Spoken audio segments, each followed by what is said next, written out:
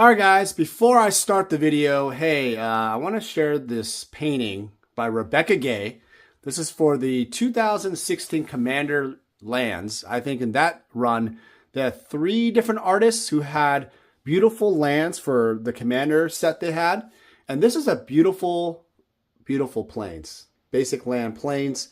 The story behind this one is that I got it from Rebecca, and it was actually digitally finished. So let me show you something. This is the finished planes.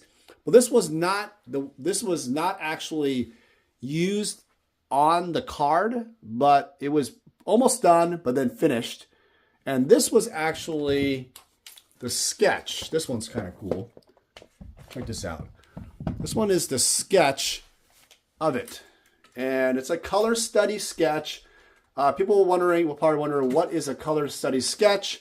Well, what it is basically is this is on a piece of art paper, and it is a way for an artist to start getting the color palettes, kind of where the mood, the lighting, all that is. You see the Rebecca Guay signature and the famous stamp. She does this kind of a Japanese stamp there. Really cool. Watermark. And this is the finished one. Why am I showing this in conjunction with the video? I don't know, just like a nostalgic memory. These 2 are sold to another client. I figured I'd show you guys. I have a special place in my heart for Rebecca Guay paintings. I really don't sell art in general. I collect a lot of it, but especially Rebecca Guay. And, it's sad to see this one go, but I'm happy another collector really wanted it, and it's going to go in that client's collection. All right, guys, enjoy the video. Hope all is well. Vintage Magic. Game, collect, invest. For more information about our consulting and professional services, visit vintagemagic.com.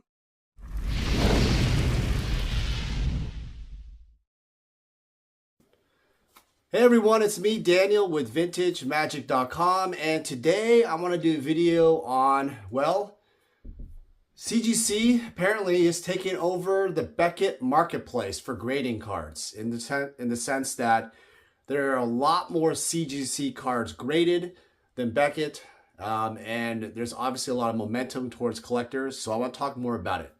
All right, so real quick, CGC used to have subgrades. It was kind of their claim to fame in the sense that they started mirroring Beckett. They had the pristine, they had the subgrades, they could get all 10s using the 4 metrics of grading: centering, corners, edges, and surface. And basically what happened was CGC came in the marketplace with 2 different brands, essentially. They had the sports section, the branding, and then the gaming cards, including Pokemon. And then what they did is they merged it together as CGC trading cards in general. So now they have one brand, one universal brand for all cards. And I have to say, CGC's holder is really nice, really sharp. People have told me that their labels look a little cheap. The what do you call it? The label is kind of like a paper label. People like the Beckett, the foil stuff, going on with Beckett. But over time, last year, basically, people have accepted it. And now CGC, eventually, when they did their CGC trading cards, they got rid of subgrades. So subgrades are no longer available for CGC. They use a 10-point scale where 10 is pristine and 9.5 is a gem mint grade.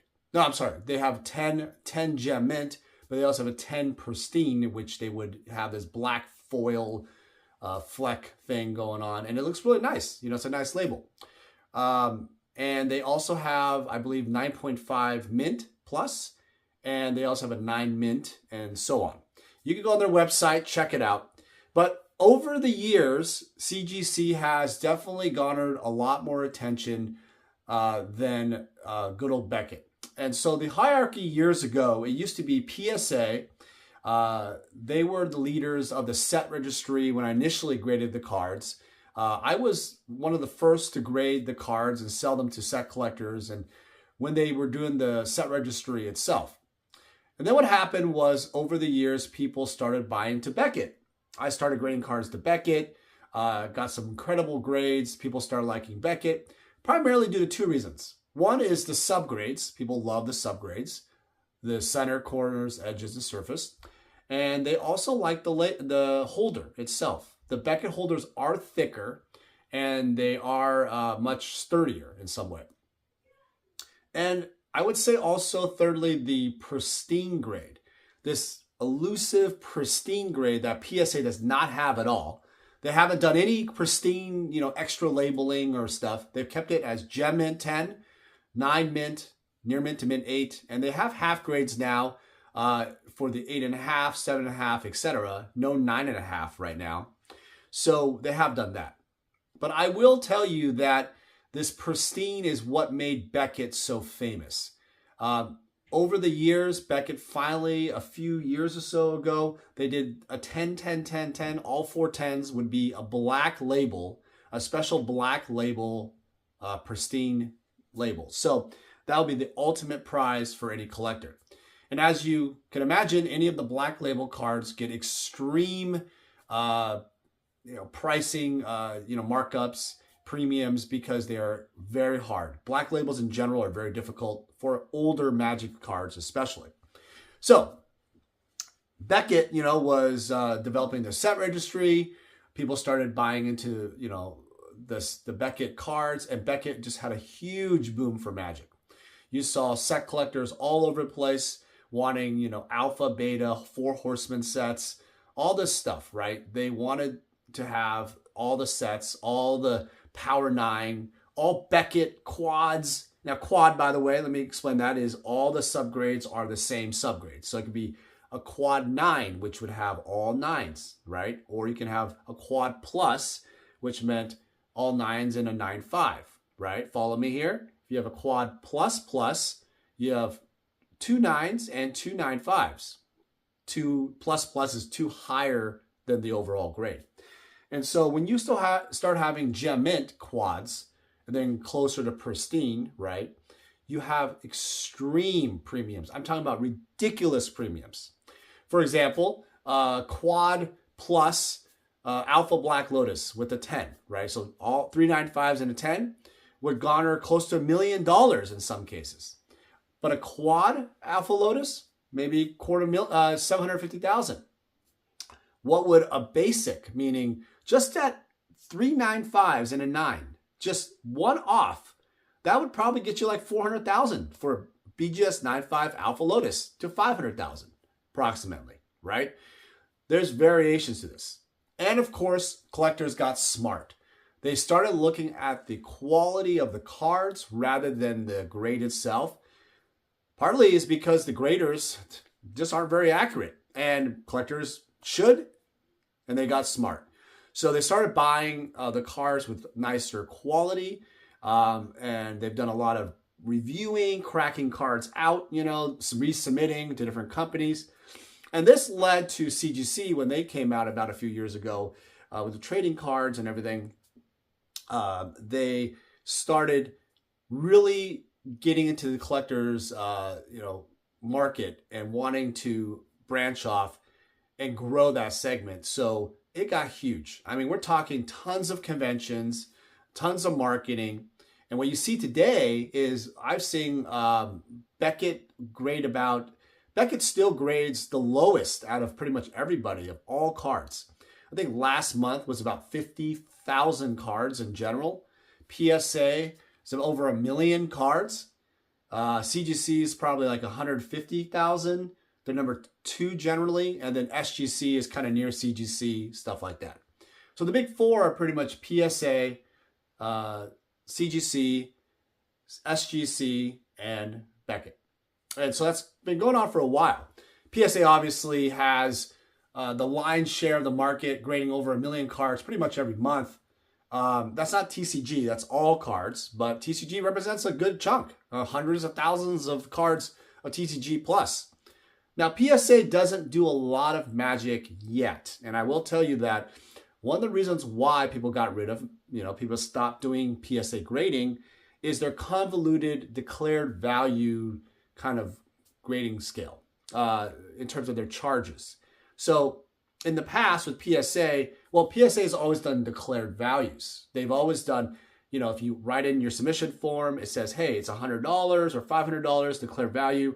It offers insurance and a buyback program if the card itself was wrongly graded, etc. PSA will actually honor the buyer who bought it and give them the money back. So if they bought a card from eBay, a buyer, not the original submitter, the buyer, any buyer, and the card was not worthy of a PSA 10, let's say, of a card, they would actually buy back that card and give money back or grading fees, etc. That's kind of what industry protection, insurance in a way that's built in. I think CGC does something like that. They have like a kind of somewhat of a buyback program, but PSA is definitely the most well-known. And they've bought back ridiculous $1 million cards because of errors they've had before. And they want everybody to know that their integrity, their quality of the grading is number one. So I think that's great. Beckett doesn't have that. Beckett doesn't have any buyback. In fact, customer service wise, if they grade it wrong, they damage your card, let's say, this has happened before, it actually would be like, well, we'll give you some grading fees back maybe, but they don't really acknowledge these things. And if there was a damage to the card, you don't get any money back. It's more of a just, bad. I've seen issues with basically clients submitting cards, not getting the same quality back in the holder, and Beckett's done some shenanigans to get some money back, etc. But it's really caused a lot of people in the Beckett, community, or Magic especially, to submit with CGC. And that's what you've seen. A lot of people do not like Beckett anymore because of what they did to their cards, and that has dropped the consumer confidence of it. So another reason why is, well, I would say is the quality of the grades, the inconsistency of the grades. So over the years, Beckett, if you look at the serial number, has different stories, I would say, of how people they've graded. If you look at the current serial numbers as of today, they're at the 1617, million range, right? I'm not sure how many they've actually graded, but that's kind of how I would look at it. The earlier labels, like under a million, like the 9 series, the 8 series, 7 series, right? 700,000 series. Those cards tend to have been, more softer, I would say. They've been more lenient. They're more willing to give 10 subgrades here and there. And obviously, you have a variation of the beginning of time Beckett cards too. But that asks the question, why is it so inconsistent with Beckett? And I'm not getting into CGC today or PSA, but I'm going to speak specifically with Beckett. I feel like my opinion, because I've graded so many cards with Beckett, is that the graders in the beginning, different eras, right, of the grading, they moved on, right? Someone moved on, someone went to management, the quality control changed, the knowledge, maybe it passed on, maybe it wasn't passed on. And I feel like the graders aren't, as accurate because the knowledge changed. Some of these graders are sports card graders, for example. They might be grading Magic cards, and they might not understand that vintage Magic cards, there are flips, kind of towards the cards, the front and the back, especially the back. There's like this kind of curling effect, right? They might consider that corner damage. And if you look at all the cards in the older Magic cards, that's pretty much what they all are. That's what happened. And that caused a huge kind of shift in the quality of the grades. 10 subgrades is the elite grade, right? 10 is the pristine grade. And you rarely see 10 pristine corners ever again for any of these older Magic cards. And a lot of it has to do with the fact that they're looking at it from a lens of a sports card mentality, right? And it's also black border, very, very, there's a lot of subjection. Centering is a huge thing too at Beckett. They were inconsistent with some of the newer grades in they're starting with the 1, the 1 million series, whatever, if you look at the cards, they started getting critical on the centering. And I think the feedback in the community has pushed back a lot to the graders, and they started giving some better centering metrics back, more consistent, but I still feel like it's inconsistent. And the problem here, and I'll wrap it up like this, is that once you start changing the way you grade and it's so inconsistent, people will forever remember that and they'll change their collections or buy only a different brand. And that's what happened with CGC. There are a lot of people that were pro Beckett all the time, and now they converted their entire collection to CGC. This is not a promotion for CGC. I've met with CGC, I've done business with CGC. They're great people, but everybody has their own quirks, right? But I was asked the question, why has there been such a decline of Beckett over the years in confidence? And I hope the video kind of gave you some highlights. I do have confidence in Beckett that they're going to make some adjustments, right? And I think they have.